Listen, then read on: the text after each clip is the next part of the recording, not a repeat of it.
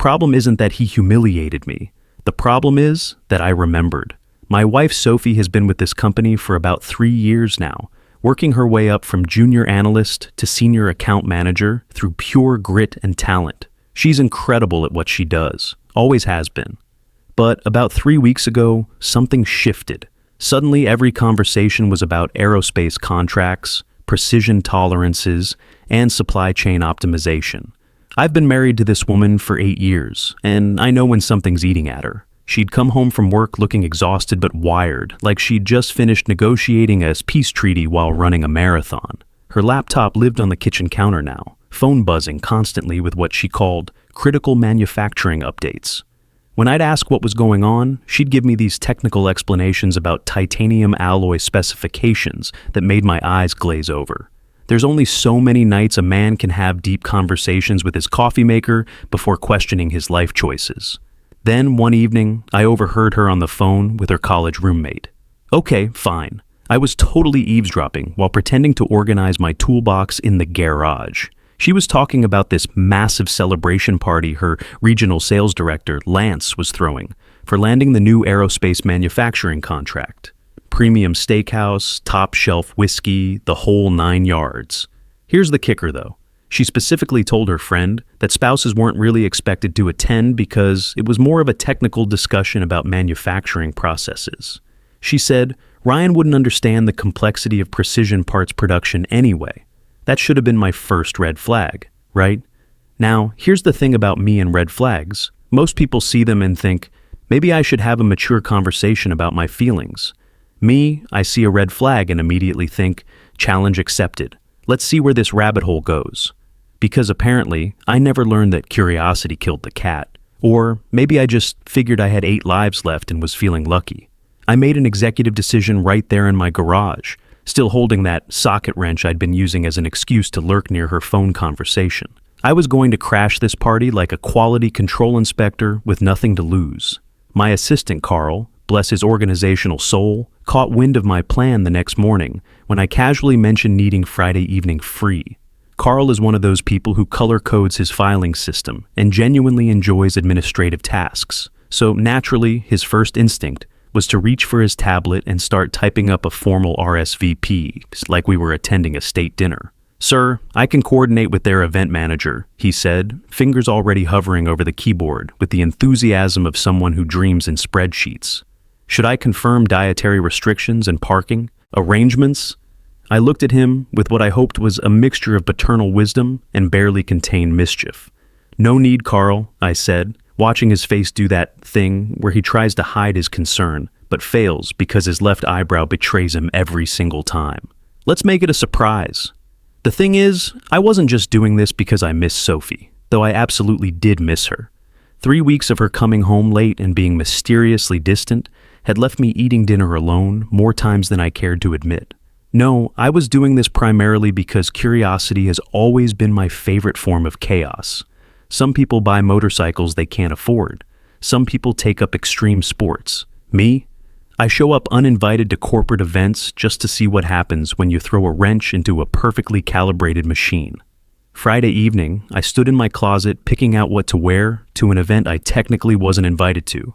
I settled on a navy blazer over dark jeans, not too flashy, not too casual, the kind of outfit that says, I could either be a guest or someone who's about to deliver very important documents, and you won't know which until it's too late. Sophie had already left an hour earlier, claiming she needed to get there early to help with setup, which I found suspicious considering she'd never voluntarily arrived early to anything in her entire life, including our wedding. I checked myself in the mirror one last time, adjusted my collar, and couldn't help but grin at my own reflection. Ryan, I said to myself, because talking to your reflection is totally normal and not at all a sign that you should reconsider your evening plans. You're either about to have the best night of your life, or you're about to become a cautionary tale that Carl tells at company meetings. Either way, it's going to be interesting. I grabbed my keys, sent Carl a text that just said, "Wish me luck." He immediately responded with a gif of a dumpster fire and 3 concerned face emojis, which I chose to interpret as enthusiastic support.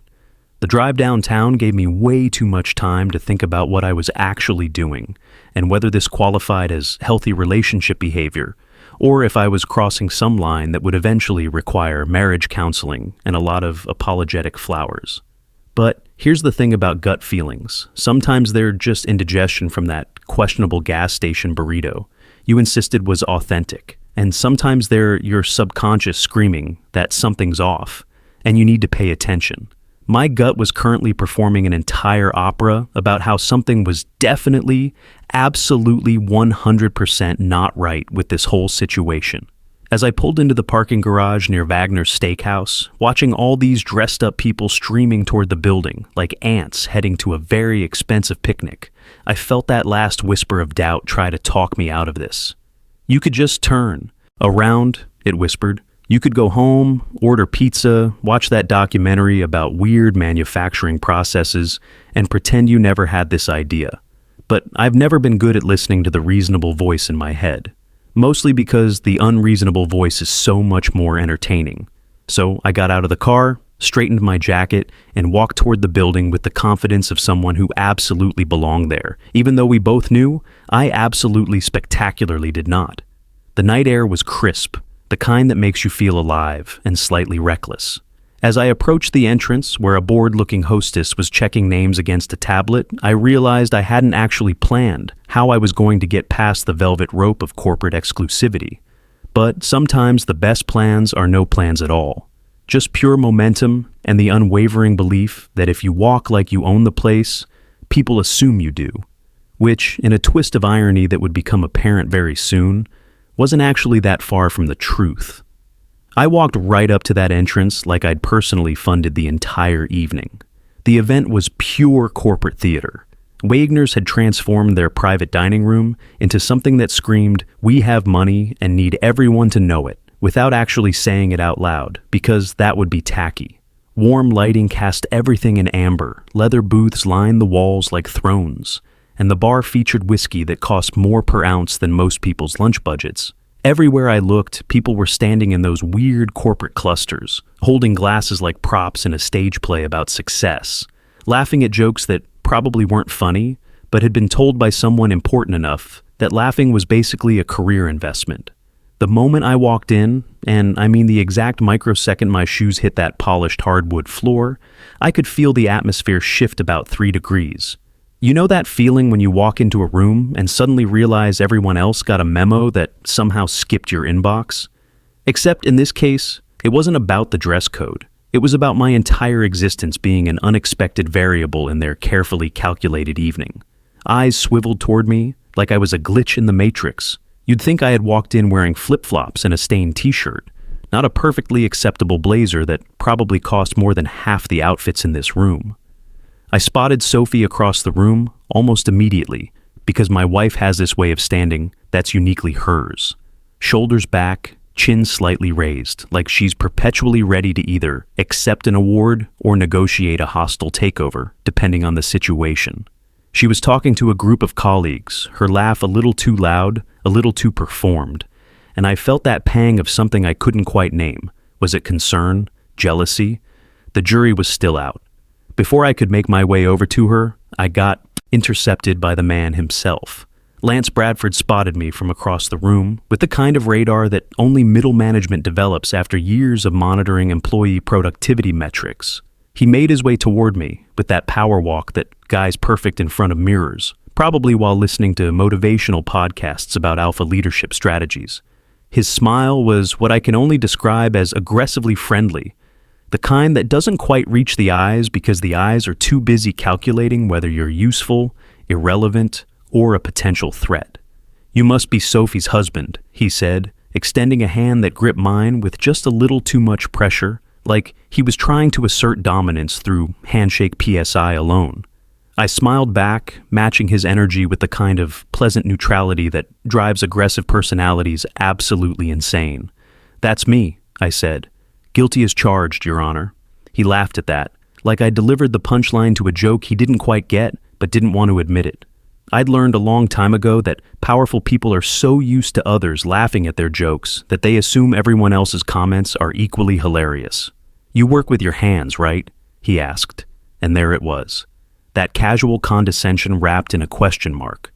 The verbal equivalent of patting someone on the head while standing on a stepladder. Now, I could have corrected him right there. Could have dropped the bomb that would have made his smile crack like cheap veneer. But where's the fun in revealing your hand before you've even seen the flop? So instead, I went with misdirection, my favorite magic trick. Only when I have to, I replied, keeping my tone light and breezy, like we were discussing the weather instead of him casually insulting my career. Mostly I work with metal, building things that last. I watched his face do that thing, where the brain tries to process whether what I just said was profound or pretentious, ultimately landing on probably both, but I'll laugh anyway because I'm the regional sales director and that's what I do. He laughed, really laughed, like I delivered the setup to a joke he was eager to finish. The people around him, his little entourage of corporate yes men and yes women with their plastered-on smiles and nervous energy, chuckled along, probably out of that primal fear of performance reviews that makes office workers laugh at things that aren't funny. Lance clapped me on the shoulder with that fake camaraderie that managers think creates team bonding, but actually just creates resentment. "Well, good for you, buddy," he said, and I hate being called buddy by people who aren't my buddies. It's great that Sophie has such a supportive partner who understands her career comes first. The way he said supportive partner made it sound like a participation trophy for showing up to life. As the evening progressed and the top-shelf whiskey flowed like someone had broken a dam made entirely of expensive Scottish barley, Lance really hit his stride. He worked the room like a politician running for mayor of corporate success, moving from group to group, making sure everyone knew he was the architect of this particular universe. He started this impromptu speech about his aerospace contract, using possessive pronouns with alarming frequency. My deal, my client relationship, my strategic vision. He conveniently forgot that his entire operational budget came from a board of directors he'd never actually met face to face. Well, technically, he'd met one of them. He just didn't know it yet, because that particular board member was currently standing 10 feet away from him, sipping overpriced whiskey and contemplating whether corporate sabotage via truth-telling counted as a felony or just good entertainment.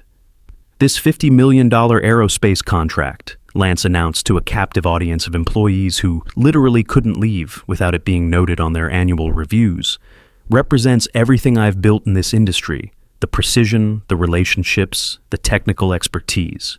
I nearly choked on my drink at that one, because "I've built" was doing some seriously heavy lifting in that sentence.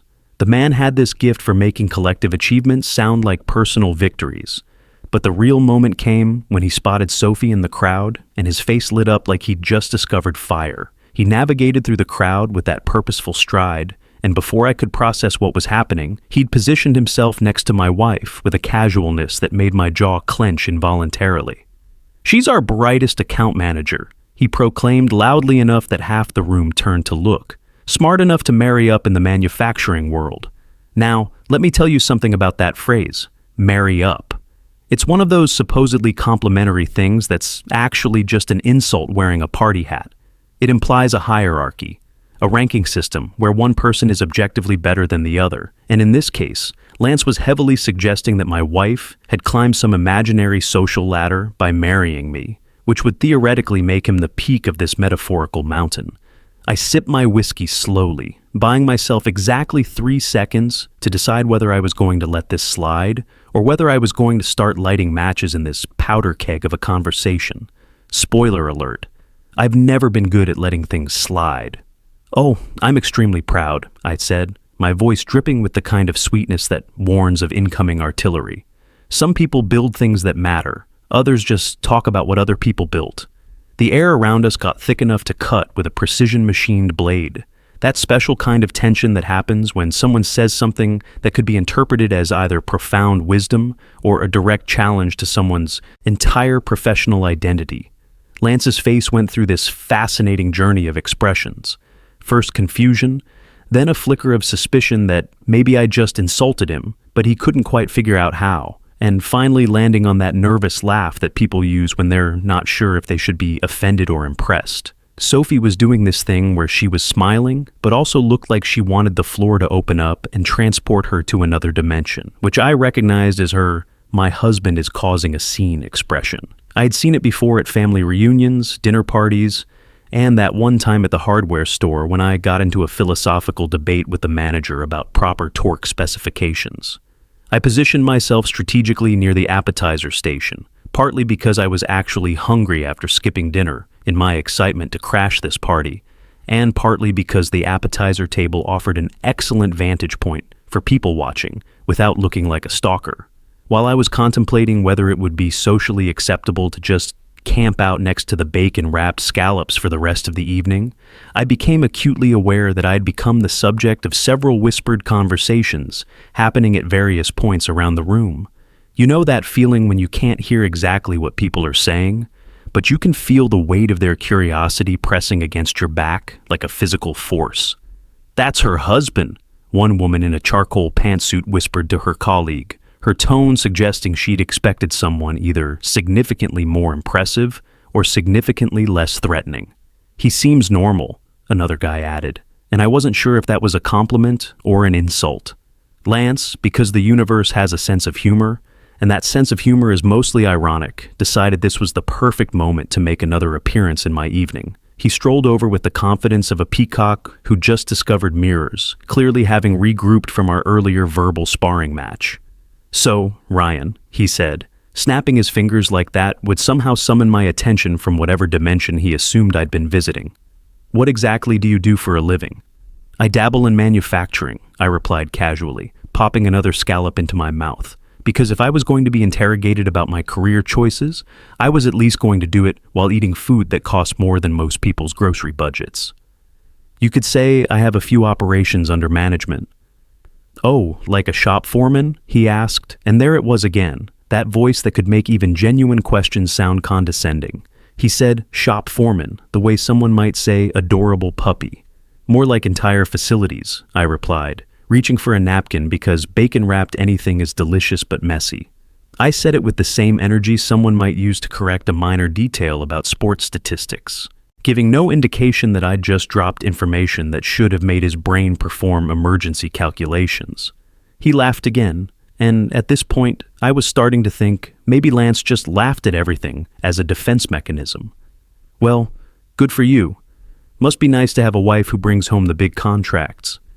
He said it loud enough that several people nearby turned to look, and I saw Sophie across the room physically wince, her shoulders tensing up like someone had just cranked a wrench on her spine. The implication was crystal clear. In Lance's worldview, I was a small-time operator living off my wife's success, probably spending my days watching daytime television and waiting for her to come home with stories about real business. "Yeah," I said, my smile getting wider because I could feel the punchline building in my chest like steam in a perfectly calibrated pressure system. She really knows how to work my operations. I let the words hang in the air, perfectly ambiguous, technically true in multiple ways, that Lance's brain was definitely not processing because he was too busy enjoying what he thought was my admission of economic dependency. Sophie coughed into her wine glass across the room, a sound that I recognized as her, "Oh God, what is he planning now?" cough. Halfway through the evening, when the whiskey had sufficiently loosened everyone's professional facades and the room had reached that perfect level of corporate buzz, Lance decided it was time for a toast. Because of course he did. You can't have a party celebrating Lance's achievement without Lance making a speech about Lance's achievement thinly disguised as appreciation for everyone else's support. He tapped a butter knife against his whiskey glass with the kind of theatrical flair that suggested he had been practicing this moment in his bathroom mirror. The crystal made this perfect little chiming sound that cut through the conversations like a precision-tuned instrument, and everyone obediently stopped talking and turned toward him. The room fell into that expectant silence that happens when the person signing your paychecks wants attention. "Ladies and gentlemen," Lance boomed, his voice taking on that motivational speaker quality that makes you want to either applaud or run for the nearest exit. He raised his glass high, whiskey sloshing dangerously close to the rim. "Let's toast to precision manufacturing and to the support of spouses who stay home, and let us build the future." He delivered that last line with a wink and a gesture in my general direction, like he was doing me a favor by acknowledging my existence in his moment of triumph. The room erupted in that specific kind of obligatory office laughter that sounds less like genuine amusement and more like a survival mechanism. People raised their glasses dutifully, their smiles frozen in place like mannequins in a store window display. I watched as several employees glanced in my direction, with expressions ranging from pity to secondhand embarrassment. My wife smiled nervously, her face doing that thing where she was trying to look like she found it amusing, while also internally calculating the social damage. But here's the thing about me, in moments like these. I've never been particularly good at letting condescending nonsense slide by without at least returning fire. When someone takes a shot at you disguised as a compliment, you've got two choices: swallow it and smile, or return fire with precision targeting. And I've always been more of a precision targeting kind of guy. I raise my own glass slowly, deliberately, with the kind of casual confidence that comes from knowing something everyone else doesn't. The movement caught Lance's attention, and I saw his face light up with what he probably thought was camaraderie, like we were buddies now. "Cheers to sales directors who think success is a solo performance," I announced, my voice carrying across the room with crystal clarity. I paused for exactly one beat, letting the words sink in just enough that people started doing mental math about whether I'd just said what they thought I'd said. "Here's to leadership," I continued, "but I'm afraid company policy prohibits fiction." The room went from polite laughter to absolutely deafening silence in about half a second. Then, slowly, like a wave building before it crashes on the shore, genuine laughter started rippling through the crowd. Not that fake corporate laughter from before, but real, actual amusement from people who'd probably been waiting months or even years for someone to call out Lance's particular brand of self-congratulatory leadership. Lance's face went through a fascinating evolution of expressions in the span of about 5 seconds. First came confusion, because his brain was still processing whether what I'd said was a weird compliment or an actual challenge to his authority. Then came the dawning realization as he replayed my words in his head, and his face started to flush, that particular shade of red that happens when someone's blood pressure spikes and their ego takes a direct hit simultaneously. As the evening wound down and dessert appeared, Lance was clearly regrouping, gathering his wounded pride like a general rallying troops after an unexpected ambush. I could see it in the way he straightened his shoulders, adjusted his tie, and scanned the room with renewed determination. He made his way back over to where I was standing, having migrated from the appetizer station to the dessert table. Because if you're going to watch a man dig his own grave, you might as well do it while eating chocolate mousse that costs more than most people's weekly food budgets. Lance leaned in with that smirk again, the one that had probably intimidated countless junior employees into submission over the years. "So, Ryan," he said, my name dripping with condescension like syrup from a broken dispenser, "how does it feel, being married to the real breadwinner in manufacturing? There are moments in life where you can choose to be the bigger person, to take the high road, to smile and nod, and let ignorance parade by without comment. This was not going to be one of those moments. I grinned at him, the kind of smile that probably should have come with a warning label. "Satisfying, actually," I said, taking another spoonful of mousse for dramatic effect, especially since the bread comes from my bakery. I let that hang in the air for exactly 2 seconds, watching his face scrunch up in confusion, like he was trying to solve a calculus problem with half the variables missing. "Sorry, what?" Lance said, his smirk faltering like a car engine that just realized it was out of gas. Around us, conversations had started to die down again, because apparently I'd become the evening's entertainment, and people were developing a sixth sense for when the next act was about to begin. I turned toward Diana Foster, the CFO, who had been sitting quietly at a nearby table for most of the evening, nursing the same glass of wine and watching the proceedings with the tired expression of someone who'd seen this movie before and knew exactly how it ended. Diana was one of those sharp, no-nonsense women in her 50s who'd probably forgotten more about running a business than Lance would ever learn, and who had the kind of quiet authority that comes from actually knowing what you're talking about.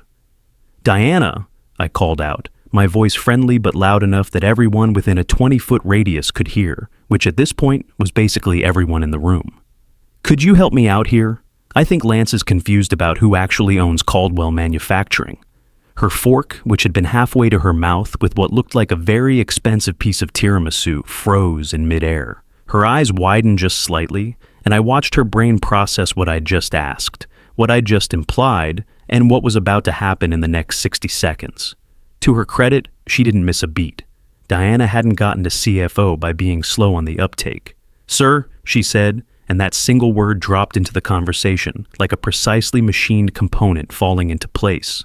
The temperature in the room dropped about 15 degrees. Suddenly, everyone's whiskey tasted a little different.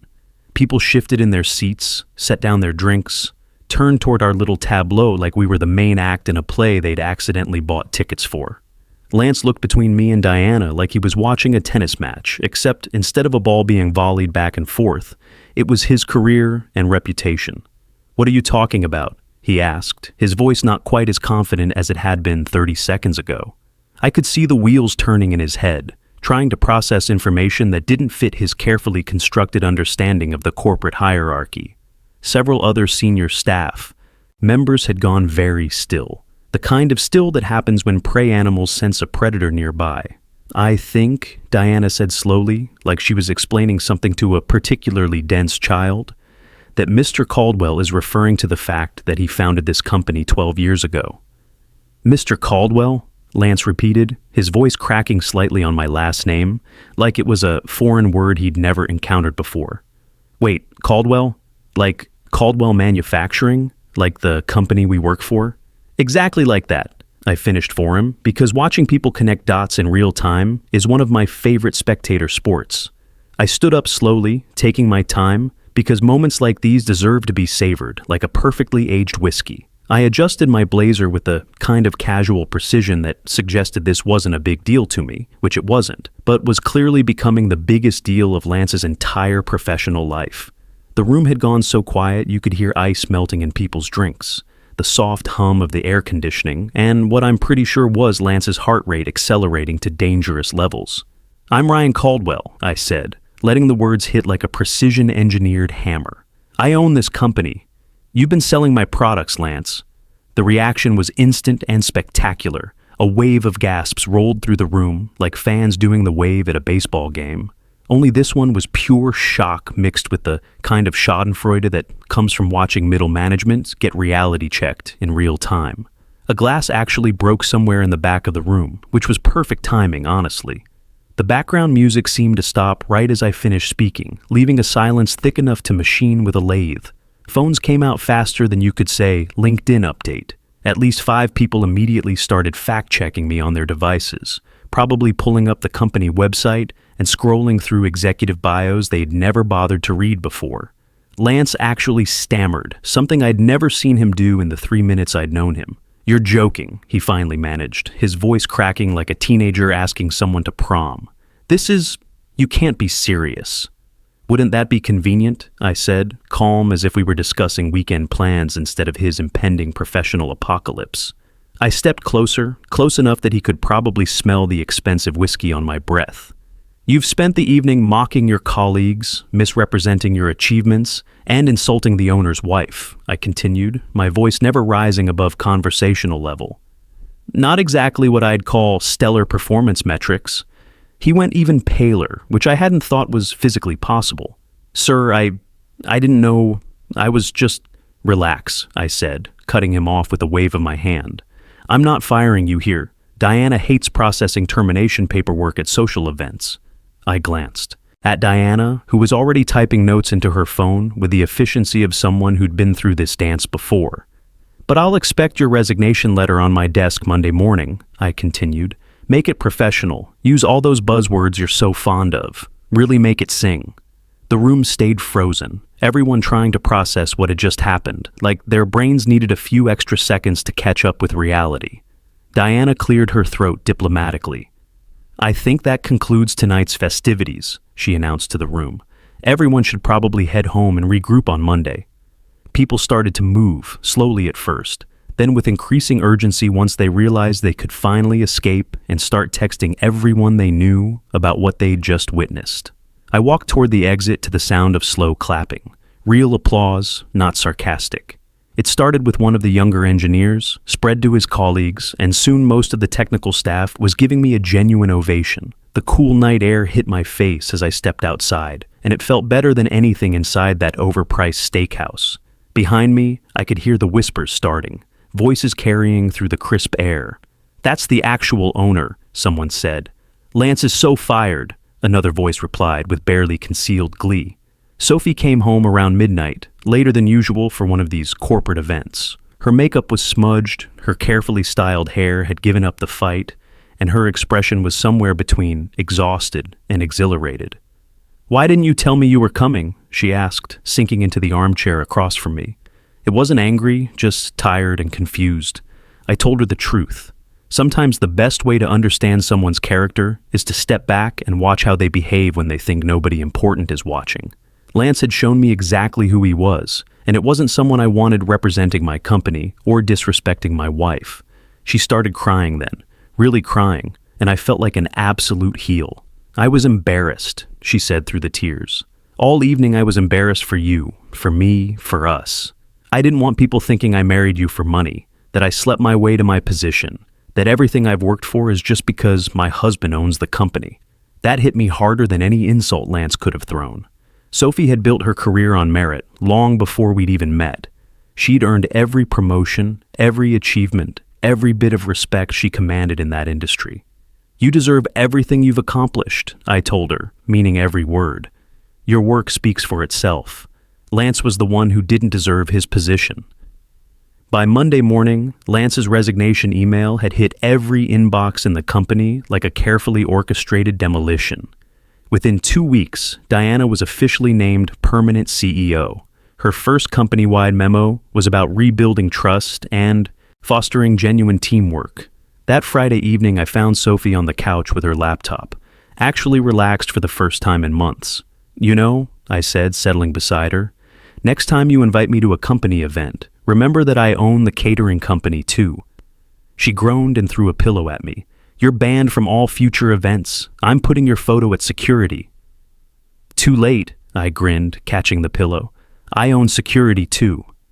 And in that moment, with my wife laughing and the chaos finally settling, I realized something important. Sometimes the most effective revenge is simply being exactly who you are when people assumed you were someone else entirely. Sometimes it's about precision, about showing up when nobody expects you, refusing to be diminished, and standing in a room full of people who underestimated you, while they slowly, painfully realize they never had a clue who you really were. And if that makes me petty, fine. I'm a petty man who owns a multi-million-dollar manufacturing company, has a wife who only mostly wants to kill me, and keeps a framed copy of Lance's resignation letter in my office as a reminder that precision matters in all things. I can live with that.